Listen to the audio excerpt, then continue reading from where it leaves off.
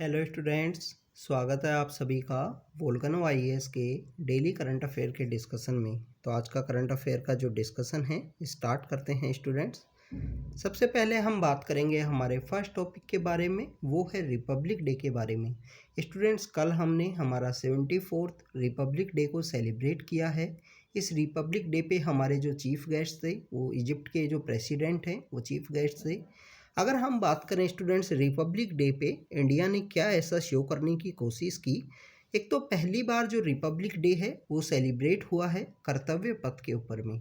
कर्तव्य पथ, जिसे पहले राजपथ के नाम से जाना जाता था, उस कॉलोनियल माइंडसेट को चेंज करने के लिए हमारी गवर्नमेंट के द्वारा राजपथ का जो नाम है वो चेंज किया गया, उसका रीनेम किया गया है कर्तव्य पथ। अगर हम बात करें स्टूडेंट्स, कर्तव्य पथ पे पहली बार जब इंडिया ने हमारा रिपब्लिक डे है वो सेलिब्रेट किया है, तो हमारी गवर्नमेंट ने शो करने की कोशिश की गई है जो इंडिजीनियस पावर है। इंडिजीनियस पावर किसके अंदर? डिफेंस सेक्टर के अंदर। इसके अलावा जो नारी शक्ति है, जो वुमेन एम्पावरमेंट है या वुमेन पावर है, उसको शो करने की कोशिश की गई है इंडियन गवर्नमेंट के द्वारा। तो आप देखिए कि आपको मैक्सिमम जो हमारे डिफेंस सेक्टर से रिलेटेड जो प्रोडक्शन है, जो सेल्फ सफिशिएंसी को शो करते हैं, चाहे उसके अंदर नाग है, चाहे उसके अंदर वज्र है, K9 है, इस तरीके के जो भी डिफेंस के वेपन्स हैं उनको शो करने की कोशिश की गई कंप्लीटली जो रिपब्लिक डे का जो सेलिब्रेशन था उसके अंदर में। भारत की जो आत्मनिर्भरता है, जो सेल्फ सफिशिएंसी है, उसको ये यहाँ पे प्रमोट करता है। आप देखिए कि 2020 के समय में जब कोविड 19 अपने स्टार्टिंग इनिशियल फेज के अंदर में था, उस समय में हमारे ऑनरेबल प्राइम मिनिस्टर के द्वारा एक कॉल लिया गया कि इंडिया को जो सेल्फ सफिशिएंसी है उसको अचीव करना है, जिसके अंदर काफ़ी सारे इनिशिएटिव्स हैं, उन्हें स्टार्ट किया गया। वन डिस्ट्रिक्ट वन प्रोडक्ट भी उसका एक इनिशिएटिव्स है। डिफेंस सेक्टर के अंदर हमारा खुद का प्रोडक्शन स्टार्ट हो, हमारे खुद की यहाँ पे डिफेंस इक्विपमेंट्स हैं उनका मैन्युफैक्चरिंग हो, ऐसे काफ़ी सारे इनिशिएटिव्स हैं वो लिए गए हैं गवर्नमेंट के द्वारा रिसेंट ईयर्स में। तो उन्हीं का यहाँ पे अचीवमेंट है वो देखने के लिए मिलता है कि जो इंडियन गवर्नमेंट ने सेल्फ सफिशिएंसी है डिफेंस सेक्टर के अंदर, चाहे थोड़ा ही सही, अचीव ज़रूर किया है। तो स्टूडेंट्स, यहाँ पे आपको जो इंडियन मेड पहली बार 21 जो गन हैं, 21 जो तोपों की जो सलामी दी जाती है, 21 गन्स का सैल्यूट दिया जाता है, तो उसके अंदर पहली बार देखने के लिए मिलता है कि इंडियन गन्स को यहाँ पे यूज़ किया गया है। इंडियन मैन्युफैक्चर्ड गन हैं उनको यूज़ किया गया है इसके अंदर में पहली बार।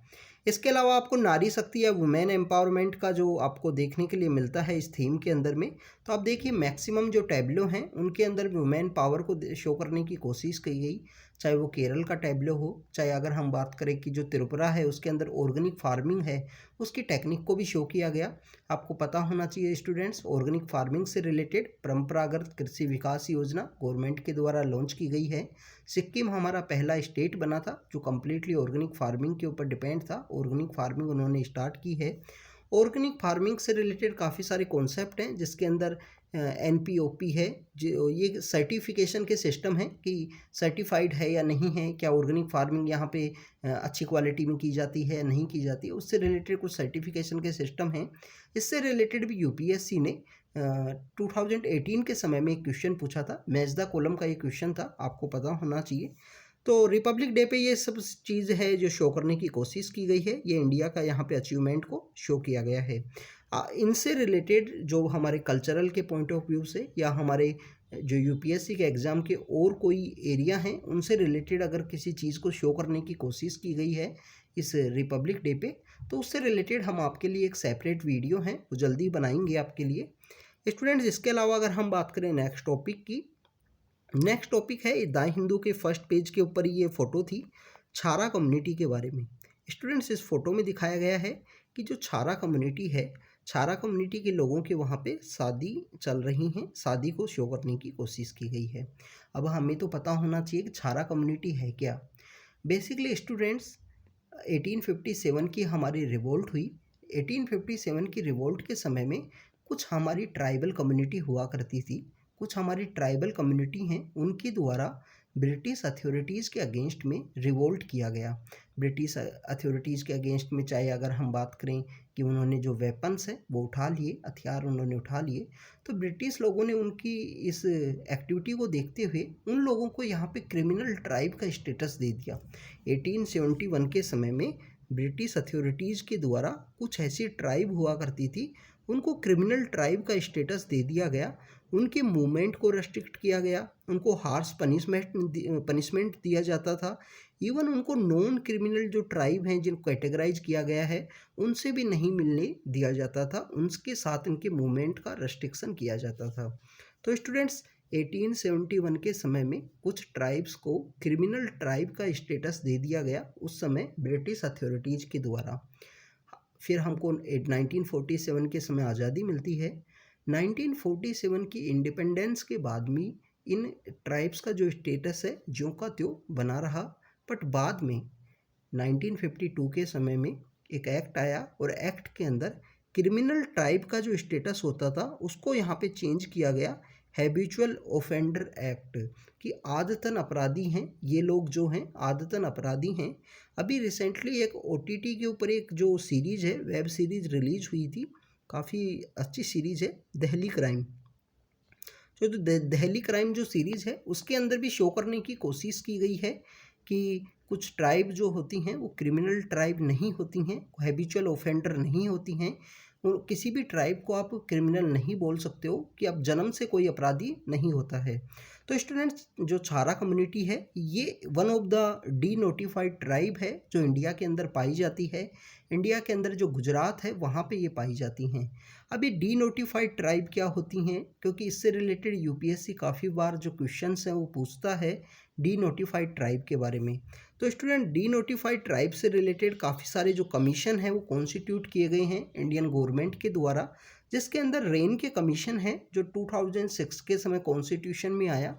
और रेन के कमीशन ने बताया कि इनकी जो पॉपुलेशन है, जो डी नोटिफाइड ट्राइब हैं, इनकी पॉपुलेशन 10% के आसपास हमारी जो सेंसस है उसके अंदर देखने के लिए मिलती है। इसके अलावा काफ़ी सारी स्कीम है गवर्नमेंट के द्वारा चलाई गई हैं इन डी नोटिफाइड ट्राइब्स को मेन स्ट्रीम के अंदर लाने के लिए। एक तो स्टूडेंट्स, इनके पास ऑक्यूपेशन नहीं है, कोई लाइवलीहुड का यहाँ पे इनके पास कोई कॉन्सेप्ट नहीं है। ऑक्यूपेशन ना होने की वजह से ये लोग बेसिकली क्रिमिनल एक्टिविटीज़ के अंदर चले जाते हैं, जिसके अंदर रॉबरी हो गई, थीफ हो गए, इस तरीके के एक्टिविटीज़ के अंदर चले जाते हैं। बट उसके बिहाइंड में मेन रीज़न ये है कि आप देखिए कि पिछले 200 साल से इनके पास में कोई भी ऑक्यूपेशन नहीं है, इनको क्रिमिनल ट्राइब का स्टेटस दे दिया गया, कंटिन्यू पुलिस के द्वारा सबसे पहले ही नहीं पकड़ा जाता है। तो इस कुछ रीजन होने की वजह से, वो कुछ बिहाइंड के कुछ रीजन हैं, तो गवर्नमेंट के द्वारा इनको एजुकेशन सेक्टर में प्रमोट करने के लिए, एजुकेशन सेक्टर में इनको अच्छा स्टेटस ग्रांट करने के लिए काफ़ी सारी जो स्कीम है वो लॉन्च की गई हैं। नानाजी देशमुख स्कीम है वो उन स्कीम्स में एक स्कीम है जो बेसिकली डी नोटिफाइड के जो चिल्ड्रंस हैं उनको एजुकेशन के लिए प्रमोट करती है। उनके लिए जो हॉस्टल्स हैं वो यहाँ पे कंस्ट्रक्ट किए जाएंगे। इसके अलावा स्टूडेंट्स, इनको स्कॉलरशिप भी प्रोवाइड की जा रही है गवर्नमेंट के द्वारा प्रेजेंट समय में। तो आपको कम्युनिटीज़ के बारे में पता होना चाहिए।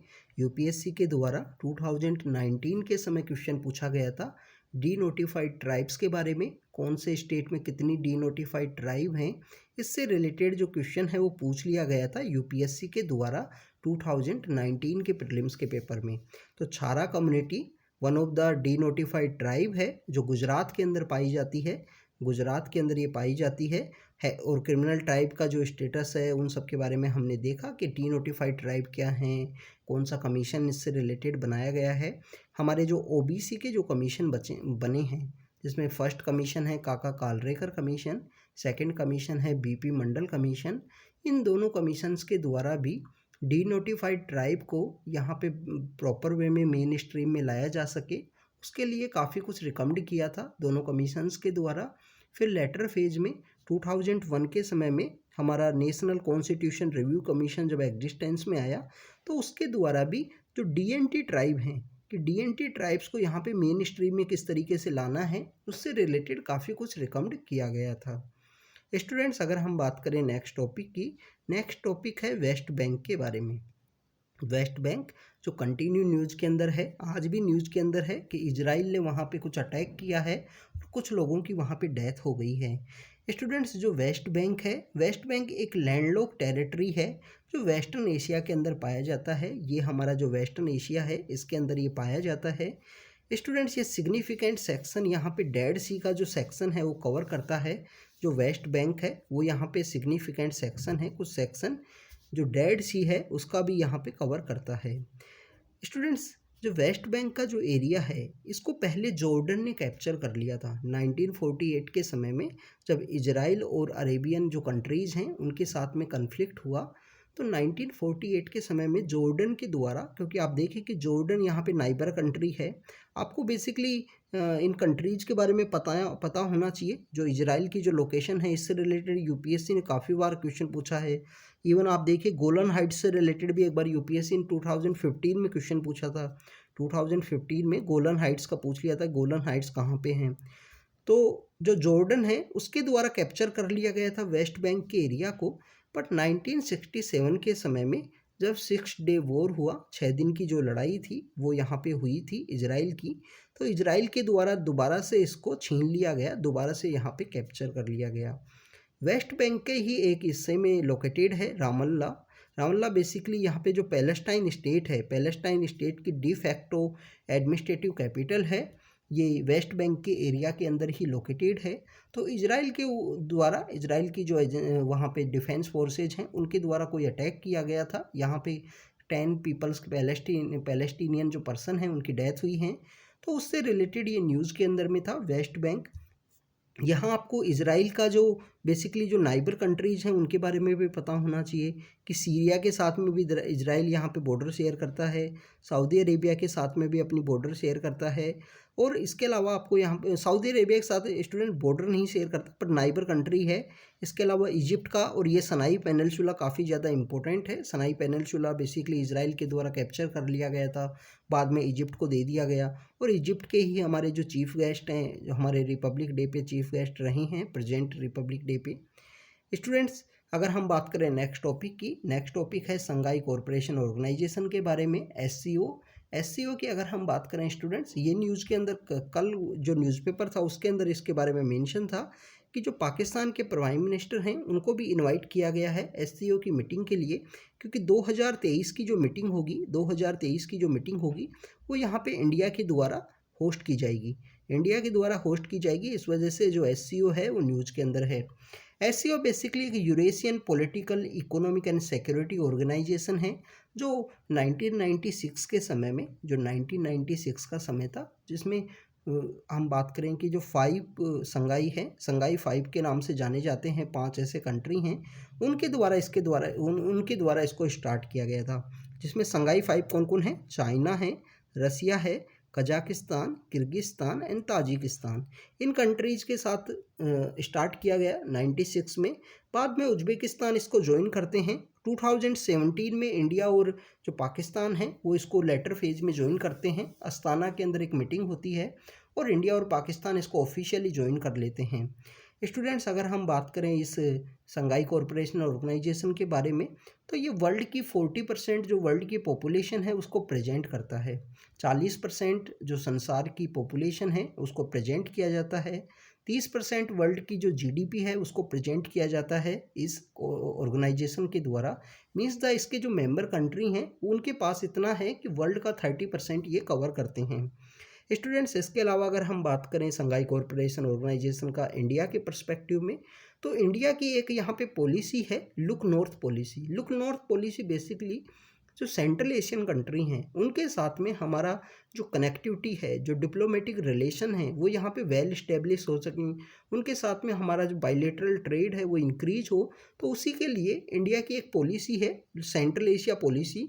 तो उसके लिए ये एक बेटर प्लेटफॉर्म के रूप में वर्क करेगा एससीओ, क्योंकि आप देखिए जो सेंट्रल एशिया के कंट्री हैं जिसमें तुर्कमेनिस्तान को छोड़ के मैक्सिमम कंट्रीज इसके पार्ट हैं, तो इंडिया के लिए एक बेटर होगा कि एससीओ के थ्रू हम हमारी जो सेंट्रल एशियन पॉलिसी को यहाँ पे फुलफिल कर सके, उसके जो भी एस्पिरेशंस हैं उनको यहाँ पे पूरा किया जा सके। एससीओ के अगर हेडक्वार्टर की बात करें तो बीजिंग चाइना के अंदर इसका हेडक्वार्टर लोकेटेड है। एससीओ का ही एक ऑर्गेनाइजेशन है स्टूडेंट्स जिसे हम रेड्स के रूप से जानते हैं। रेड्स है रीजनल एंटी टेररिस्ट ऑर्गेनाइजेशन है, रीजनल एंटी टेररिस्ट स्ट्रक्चर है। तो एंटी टेरर का जो स्ट्रक्चर है, इसके अगर हेडक्वार्टर की बात करें तो ताशकंद नाम की जो सिटी है उज्बेकिस्तान के अंदर, वहाँ पे ये लोकेटेड है। रेड्स का हेडक्वार्टर, रेड्स का जो लोकेशन है वो है ताशकंद के अंदर। तो स्टूडेंट्स ये आपको पता होना चाहिए। रेड्स से रिलेटेड भी पूछ लिया जाता है कि रेड्स कौन से ऑर्गेनाइजेशन से रिलेटेड है, कि WEF से रिलेटेड है या SCO से रिलेटेड है, तो आपको पता होना चाहिए उसके बारे में भी। तो ये SCO से रिलेटेड हमारी कुछ इन्फॉर्मेशन सी संघाई कॉरपोरेशन ऑर्गेनाइजेशन के बारे में। हेडक्वार्टर इसका बीजिंग के अंदर है, रेड्स का हेडक्वार्टर ताशकंद के अंदर है। संघाई फाइव्स के द्वारा स्टार्ट किया गया, इंडिया पाकिस्तान इसको ज्वाइन किया है। प्रेजेंट समय में ईरान भी इसका ऑफिशियल मेंबर बनने वाला है SCO का। स्टूडेंट्स आज हमने वेस्ट बैंक को डिस्कस किया, जो इजराइल और पैलेस्टाइन के बीच में कन्फ्लिक्ट का रीजन है। बार बार वहाँ पे इजराइल की फोर्सेज के द्वारा अटैक किया जाता है। हमने यहाँ पे छारा कम्युनिटी है उसके बारे में डिस्कस किया, और रिपब्लिक डे की क्या इम्पोर्टेंट थीम रही, इंडिजीनियस डिफेंस के प्रोडक्शन और नारी शक्ति के बारे में हमने बात की। तो स्टूडेंट्स ये आज का हमारा करंट अफेयर का डिस्कशन था। कंटिन्यू आपसे मिलते रहेंगे इसी तरीके से, तो आप हार्डवर्क कीजिए students. Thank you very much.